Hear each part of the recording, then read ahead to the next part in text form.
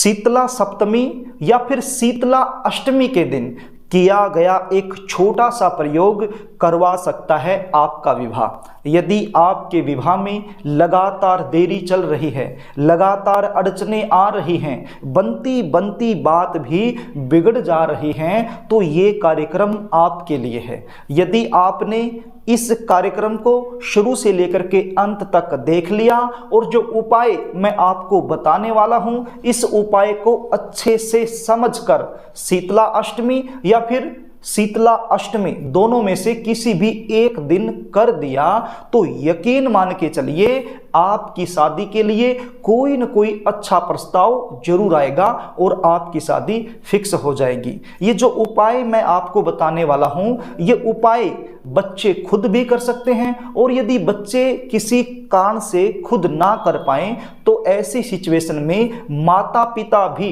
अपने बच्चों की जल्दी शादी के लिए ये उपाय कर सकते हैं। नमस्कार, मैं पंडित जी.एस. कौशिक आपका स्वागत करता हूं आपके अपने YouTube चैनल जी.एस. घृत कौशिक में।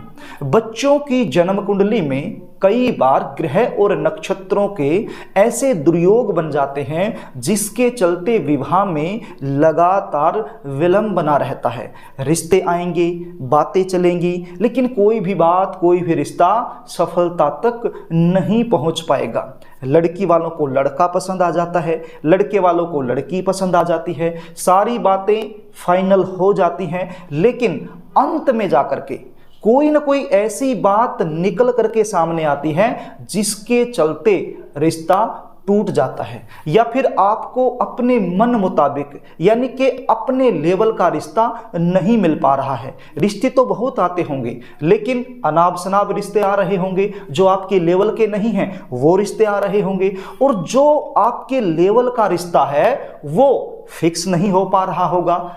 आपकी उम्र लगातार निकलती जा रही होगी। यदि आप इन समस्याओं से जूझ रहे हैं, परेशान हैं, तो इन समस्याओं का निवारण करने के लिए हमारे शास्त्रों में बहुत सारे उपाय बताए गए हैं। उन्हीं उपायों में से एक उपाय आज मैं आपको बताने वाला हूं।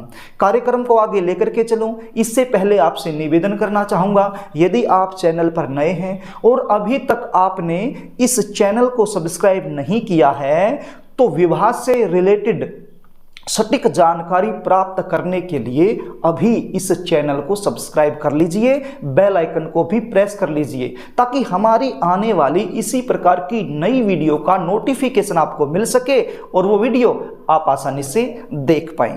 प्रिय दर्शकों, अब आप ये जान लीजिए ये उपाय आपने कैसे करना है, कब करना है और क्या सामान आपको ये उपाय करने के लिए चाहिए। ये उपाय आप शीतला सप्तमी के दिन भी कर सकते हैं और शीतला अष्टमी के दिन भी कर सकते हैं। दोनों में से किसी भी एक दिन ये उपाय कर सकते हैं। सुबह से लेकर के शाम तक किसी भी समय कर सकते हैं। साल 2023 में शीतला सप्तमी 14 मार्च मंगलवार के दिन आ रही है और शीतला अष्टमी 15 मार्च बुधवार के दिन आ रही है।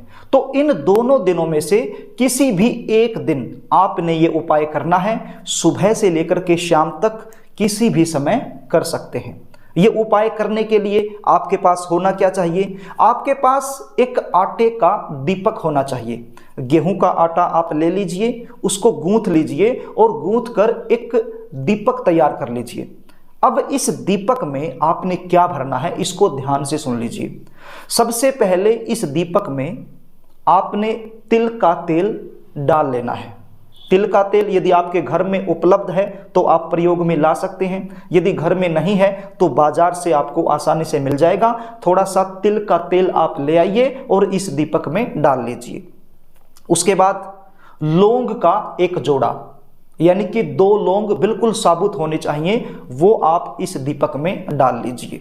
उसके बाद सफेद रंग का चंदन, एक चुटकी भर सफेद रंग का चंदन इस दीपक में डाल लीजिए और एक चुटकी भर हल्दी इस दीपक में डाल लीजिए। हल्दी कौन सी? जो हम रसोई घर में प्रयोग करते हैं उसी हल्दी की मैं बात कर रहा हूं। तो चुटकी भर हल्दी इसमें डाल लीजिए। इस दीपक में आपने बाती नहीं रखनी है। ये जो दीपक है ये शीतलता का प्रतीक है। शीतला माता को प्रसन्न करने के लिए ठंडी चीजों का प्रयोग किया जाता है। जिन चीजों से शीतलता आती है उन्हीं चीजों का प्रयोग किया जाता है। तो यहां पर अग्नि का प्रयोग भूल कर भी हमें नहीं करना है। तो ये दीपक तैयार हो गया आपके पास। और क्या चाहिए? एक स्टील का लोटा आप ले लीजिए। स्टील के लोटे में सबसे पहले शुद्ध जल भर लीजिए, ठंडा जल। जो सामान्य जल होता है वो जल आप स्टील के लोटे में भर लीजिए और इस स्टील के लोटे में थोड़ा सा कच्चा दूध डाल लीजिए। अब ये दो चीजें आपके पास हो गई। एक तो आटे का दीपक जो आपने तैयार किया है, जिसके अंदर जो सामग्री मैंने बताई वो आपने डाल ली है, और एक हो गया स्टील का लोटा जिसके अंदर जल है और कच्चा दूध है। जिस लड़के और लड़की की शादी में देरी चल रही है, यदि वो बच्चे ये उपाय खुद करेंगे तो फिर तो बिल्कुल सही है, श्रेष्ठ है, कोई प्रॉब्लम नहीं है। यदि वो बच्चे खुद नहीं करते हैं तो ये दोनों चीजें उन बच्चों से आपने छुआ लेना है, उनका हाथ लगवा लेना है।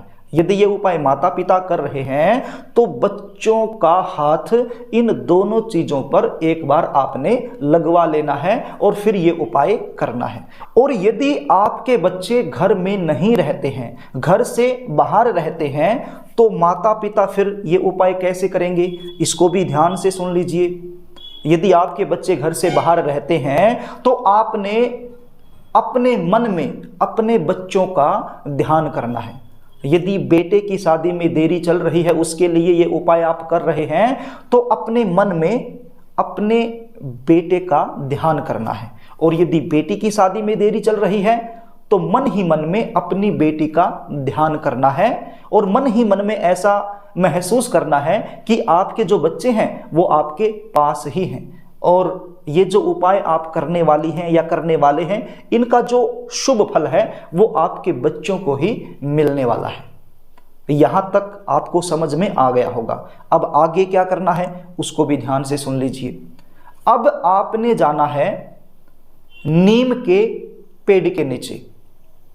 आपके आसपास नीम का पेड़ आसानी से मिल जाएगा, कहीं पर भी हो, पार्क में हो या इधर उधर कहीं भी हो, आप ढूंढ लेना। तो नीम के पेड़ के नीचे आपने चले जाना है। और यदि नीम के पेड़ के नीचे जाना संभव नहीं है तो फिर आपके आसपास यदि शीतला माता का मंदिर है तो फिर शीतला माता के मंदिर में आपने चले जाना है। यदि आप शीतला माता के मंदिर में जा रहे हैं तो सबसे पहले ये जो लोटा आप लेकर के गए हैं पानी वाला, इस पानी के साथ शीतला माता का जो मंदिर है उसका जो मुख्य द्वार है उस द्वार पर इस जल को आपने छिड़क देना है, दोनों साइड में डाल देना है और अंदर जाकर के जो शीतला माता की प्रतिमा है उस प्रतिमा के सामने इस दीपक को आपने रख देना है और अपनी मनोकामना का चिंतन करना है। यदि शीतला माता का मंदिर नहीं है तो फिर आपने नीम के पेड़ के नीचे चले जाना है। अब नीम के पेड़ के नीचे जाकर के क्या करना है, सबसे पहले ये जो पानी आप लेकर के गए हैं, इस पानी से नीम की जो जड़ है उसको आपने सींचना है, यानी कि नीम की जड़ में ये जल आपने अर्पित कर देना है। उसके बाद ये जो दीपक तैयार करके आप लेकर के गए हैं बिना बाती का, ये दीपक भी आपने नीम की जो जड़ है उसके पास रख देना है और अपनी मनोकामना का चिंतन करना है। नीम का जो पेड़ होता है उस पेड़ में शीतला माता का स्थायी निवास माना गया है। ये हमारे शास्त्रों में लिखा गया है, ये कोई मनगढ़ंत बातें नहीं हैं, ये शास्त्र सम्मत बातें हैं। हमारे शास्त्रों में लिखा गया है नीम के पेड़ में शीतला माता का निवास होता है। जब भी शीतला माता का कोई भी हम उपाय करते हैं तो उसमें नीम के पत्तों का प्रयोग किया जाता है। वो इसीलिए होता है क्योंकि नीम के अंदर शीतला माता का निवास होता है। तो नीम के पेड़ के नीचे ये उपाय यदि आप करते हैं और वहीं पर बैठ करके 1 मिनट के लिए या फिर 30 सेकंड के लिए अपनी मनोकामना का चिंतन कर लेते हैं तो शीतला माता की जो विशेष कृपा है उसके पात्र आप बन जाते हैं। शीतला माता आपकी जो मनोकामना है उसको जरूर पूर्ण करती है। तो प्रिय दर्शकों, मैंने दोनों ही तरीके आपको बता दिए हैं। या तो आप शीतला माता के मंदिर में जाकर के ये उपाय कर दीजिए या फिर नीम के पेड़ के नीचे जाकर ये उपाय कर दीजिए। बस इतना सा प्रयोग आपने करना है। ये प्रयोग आप 2 दिन में से किसी भी एक दिन कर सकते हैं, या तो शीतला सप्तमी के दिन या फिर शीतला अष्टमी के दिन। यदि ये प्रयोग आप करते हैं तो निश्चित मान के चलिए आपकी जो मनोकामना है वो अवश्य ही शीतला माता पूर्ण करेगी। यदि आप अपने बच्चों की जन्म कुंडली का विश्लेषण मुझसे करवाना चाहते हैं, बच्चों की शादी में लगातार जो देरी चल रही है उसका मुख्य कारण क्या है, ये आप मुझसे जानना चाहते हैं, कौन से ग्रह की वजह से शादी में विलंब चल रहा है और उस ग्रह को शांत करने का विशेष उपाय क्या बनता है, ये आप मुझसे जानना चाहते हैं, तो स्क्रीन पर दिए गए व्हाट्सएप नंबर पर आप अपनी समस्या टाइप करके भेज सकते हैं, या फिर अपने बच्चों की जन्म डिटेल लिखकर मेरे पास भेज सकते हैं और अपने बच्चों की जन्म कुंडली का सटीक विश्लेषण मुझसे करवा सकते हैं। जन्म कुंडली विश्लेषण की हमारी फीस होती है, वो फीस आपको पे करनी होती है। उसके बाद आपको आपके बच्चों की जन्म कुंडली के आधार पर जो भी सटीक जानकारी होती है वो दी जाती है।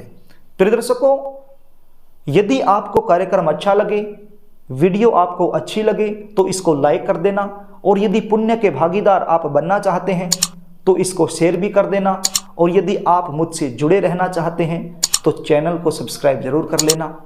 आज के लिए बस इतना ही, आगे फिर मिलेंगे, तब तक के लिए नमस्कार।